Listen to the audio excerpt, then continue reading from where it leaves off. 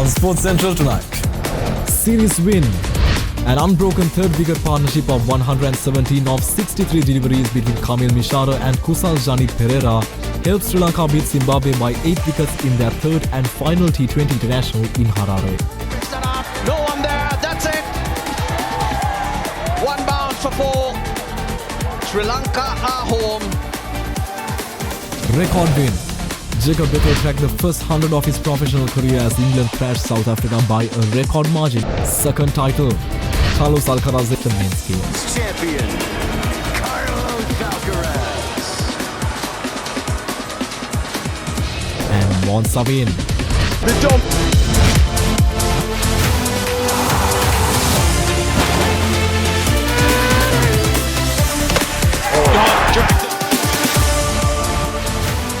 From Studio 24C, this is Sports Central.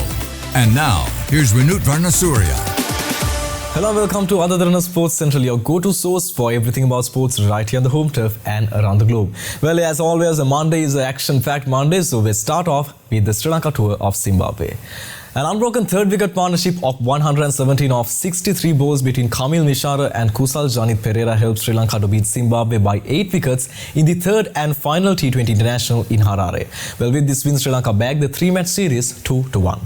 After being put into bat first, Zimbabwe totaled 191 for the loss of 8 wickets in their allotted 20 overs. Opener Talivanshe Marumani struck 51 in his fourth T20 half-century, anchoring the home team's innings. And it goes to the boundary.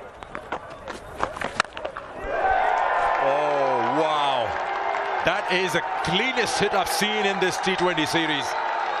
That is a shot and a half. 22 for no loss. Sean Williams, Sikandar Rasa and Ryan Bell also played cameos to swell the Zimbabwe total. This was Zimbabwe's highest T20I total against Sri Lanka and their third highest total at the Harare Sports Club grounds. Might have gone all the way for 6.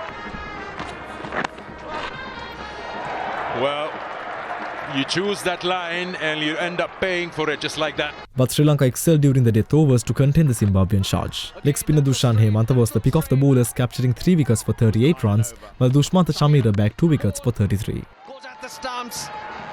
He keeps picking up wickets, Dushmantha Chamira. In reply, Sri Lanka openers Pathum Nissanka and Kusal Mendis got off to a rousing start, adding 58 in just 5 overs. Mendis made 30 of 17 balls, while Nissanka scored 33 of 20 balls.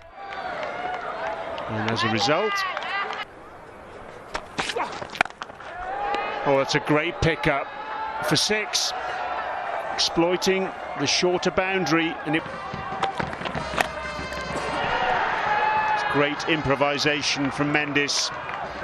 The departure of Nissanka off Rasa when the total was on 76 brought Kusal Janit Pereira to join Mishara. Mishara went on to score an unbeaten 73 of 43 balls with 6 fours and 3 sixes, while Kusal Janit remained 46 not out. Sri Lanka reached the winning target in 17.4 overs with 8 wickets in hand. With this win, Sri Lanka secured the 3-match T20 international series 2-1. He picks that up. No one there. That's it.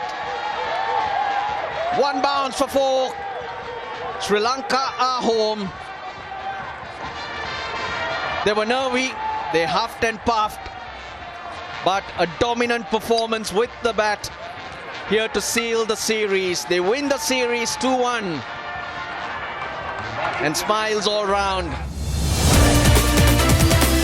Royal College regained the Bradby Shield in its 79th edition with an aggregate score of 18-13 despite losing the second leg 8-3 to Trinity College, which was played at the Royal College Sports Complex at Reed Avenue. The 79th edition of the prestigious Bradby Shield produced an unprecedented result in Kandy as newly crowned league champions Trinity College faltered in an error-riddled encounter. Royal College arrived with a clear game plan, executed it to perfection and walked away with a crucial 10-point lead as the series shifts to their home turf. Trailing by 10 points on aggregate, Trinity College made the early inroads thanks to a brilliant kick from Shan Altaf and some equally sharp defensive work that earned a territory inside the 22. From there onwards, the forwards took control, first setting up a mole and then working through pick and drives. After several phases of sustained pressure, a powerful carry by Manusha Silva broke the defensive line, allowing tight head prop Achinta Jayasena to barge over and open the scoring.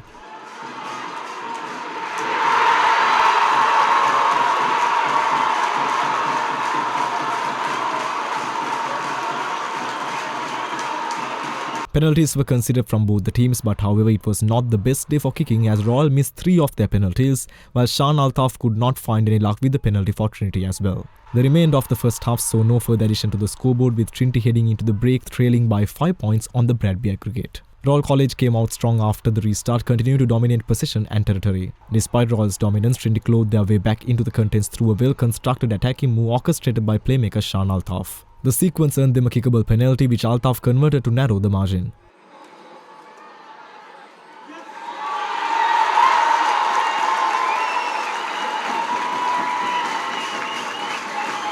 Yet just minutes later, those 3 points were cancelled out when Idris Farooq calmly slotted over a penalty for Royal, restoring their 5-point cushion on the aggregate. In the tense closing stages, Royal College showed composure and discipline to protect their slender lead, holding firm until the final whistle to reclaim the coveted Bradby Shield they had surrendered last year.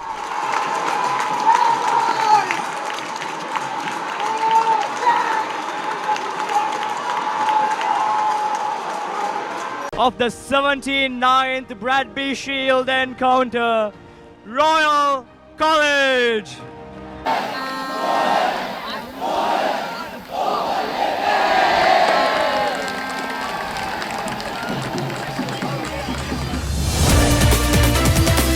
Onto the football field now. Maldives defeated Sri Lanka 3-0 in the first leg of the South Asia Super Cup Football Championship in Colombo. At half-time, the visitors led 2-0. The highly anticipated South Asia Super Cup encounter between Sri Lanka and the Maldives was played at the racecourse grounds in Reed Avenue. The visitors dominated the game from the opening whistle and they scored the first goal through a powerful header. Then in the 35th minute they collected the second goal and at half-time the scoreline was 2-0. The home team came back strongly in the second half and they even won a penalty in the 62nd minute. But they failed to take advantage of it. The visitors, who scored their third goal with few minutes to the final whistle, secured the first leg of the South Asia Super Cup against Sri Lanka 3-0. St. Sebastian's College Monoto took honours during the first day of the school's Division 1 Tier A final against Royal College at the Pisara Oval Grounds in Colombo. St. Sebastian's won the toss and invited Royal to bat first in the school's Division 1 Tier A final. The Royalists lost wickets at regular intervals and at one stage they were reeling at 161 for 9. Tharulampe Mohorty made a patient 32. Then the last wicket pair in top scorer Dushen Uduwala and Sandul Abewardhana adding 40 runs gave some respectability to the Royals' first innings of 201 runs. In bowling, Sebastian skipper Ryan Dissanayake bagged 4 for 61 while Malit Silva captured 4 wickets for 37 runs. In reply at stumps on day 1, St. Sebastian's were on 20 runs for the loss of no wickets. Well, with that, we are heading into a quick commercial break, but don't go far. There's plenty more action coming your way on other Derana Sports Central. We'll be right back.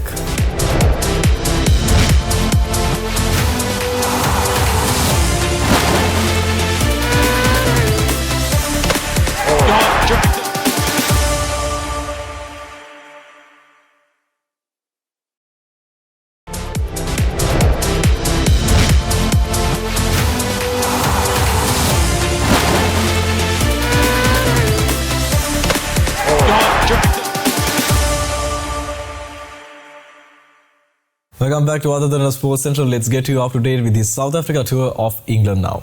Jacob Bethel cracked the first 100 of his professional career as England thrashed South Africa by a record margin in Southampton. The loss is recorded as the heaviest defeat in men's one-day internationals so far. A remarkable 5-wicket haul from Mohammad Nawaz, including a hat-trick on a surface that got gripped on a Divish Sharjah night, helped Pakistan steamroll to the Tri-Series Nation title, thrashing Afghanistan for 66 and securing a 75-run win. Pakistan ran into early trouble when Sahibzada Farhan's quiet series whimpered out as he fell for a first over duck. Pakistan rebuilt cautiously but with Afghanistan spinners assisted by the deck, never truly breaking free. Several batters fell after starts and by the end of the stuttering innings, none had crossed 30. Here's the cut shot, that's his pet shot. Provided a little bit of width and it did the distance in a jiffy. Yeah, in the slot, that's well fielded. Chance, run out chance, direct hit, and it would have been curtains. As Broad. Get it! That is in the air, that is skied once again. Chance, will this be taken? Yes! Rashid Khan has his man. Well, yeah, one more chance, one more opportunity, one more time the ball going up in the night sky, and Sharjah has erupted.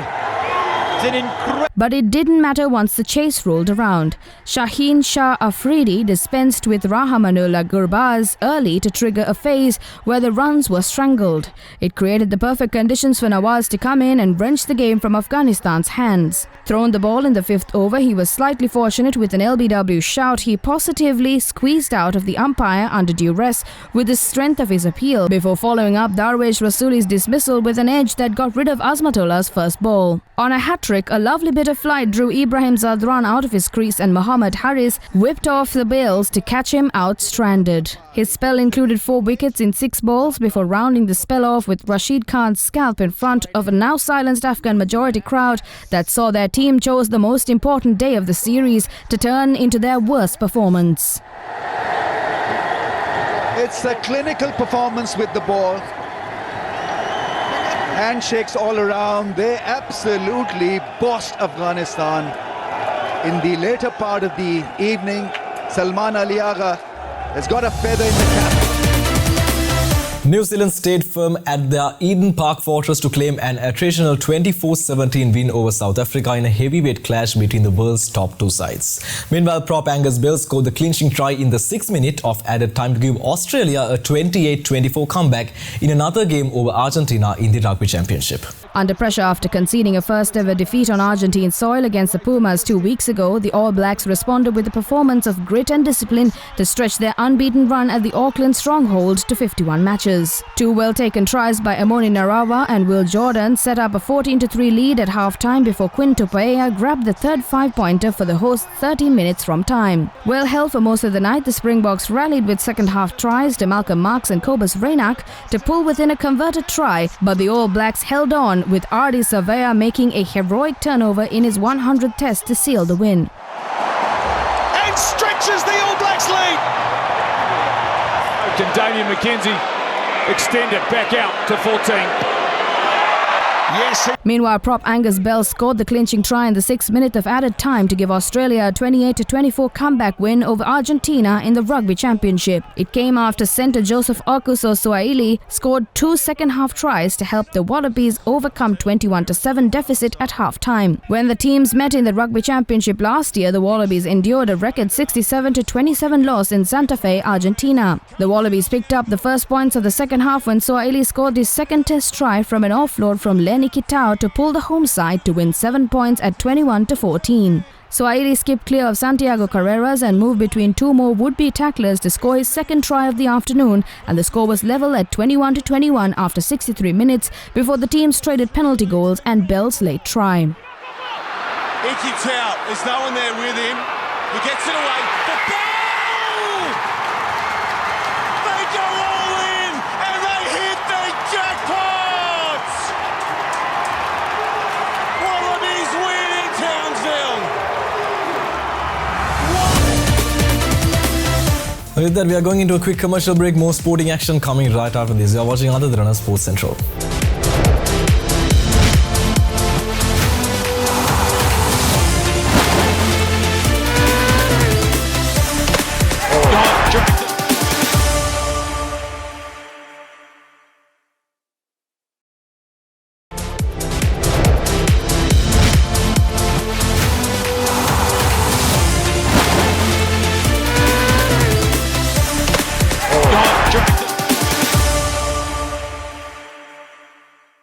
Welcome back to other Derana Sports Central. We are getting you the updates of the US Open finals now.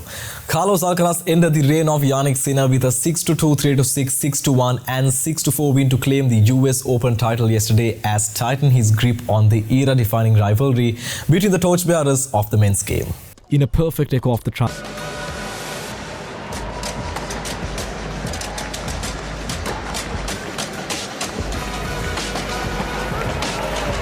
Your 2025 U.S. Open Men's Singles Champion, Carlos Alcaraz.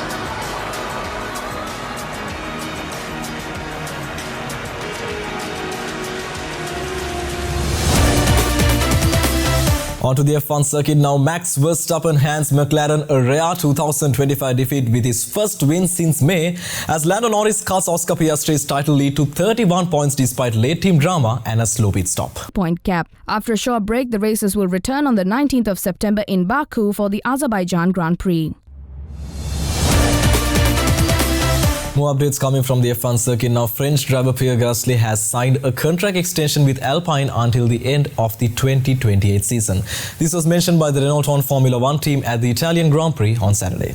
Alpine are last in the constructors' standings after 15 of 24 rounds, and Gasly has scored all of their 20 points so far, with the highest placing of 6th in Britain. A race winner with a victory and 2022 Italian Grand Prix with Red Bull own AlphaTauri, the former F2 champion joined Alpine in 2023. Gasly said the support of team leader Flavio Berto and the commitment of the newly appointed Renault CEO Franco Provost, as well as the factory staff, had made it a natural decision. Berto, who led the team titles when they raced in Benetton in the 1990s and then Renault in the early 2000s, referred to Gasly as the lead driver. Gasly has had 2 teammates this season, with Australian Jack Doohan replaced by Argentine Franco Colapinto after 6 races. There is lingering uncertainty over who will partner with the Frenchman next season. Formula 1 is entering a new engine era in 2026 with a considerable rules upheaval, but Berto said Alpine were well prepared. Alpine will switch to Mercedes engines next year, the same as used by the works team, reigning champions McLaren and Williams. Ducati's Marc Marquez was handed a sprint victory on a platter at the Catalan Grand Prix on Saturday when his brother and pole sitter Alex crashed out of a commanding lead at their home circuit, the Barcelona-Catalunya track. MotoGP Championship leader Marc had looked destined for his first defeat in 8 rounds as Gresson Racing's pole sitter Alex cruised towards what would have been a fairy tale home victory for the Spaniard. But drama stuck at the 10th turn when the younger Marquez brother lost his balance and slid off, leaving Marc to inherit the win in bittersweet fashion, his 14th sprint victory in 15 rounds. Yamaha's Fabio Quartararo finished second, while VR46 Racing's Fabio Gianantonio was third. But the day belonged to Marc, who had admitted in the past that despite being on home turf, the circuit is not among his favourites. Alex's crash dealt a huge blow to his championship momentum, while Marc's victory reinforces his dominance in the 2025 season. The win also strengthens Ducati's position in the constructors' standings as the season heads into its final rounds. Fans and commentators alike hailed Marc's composure and consistency, proving once again why he is the rider to beat this year.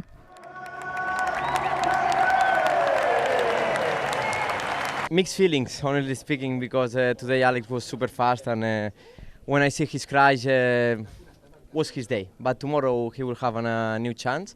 But yeah, we were there one more time in a weekend that we are struggling a bit. We were there on second position. I tried to catch Alex after that moment with Fabio.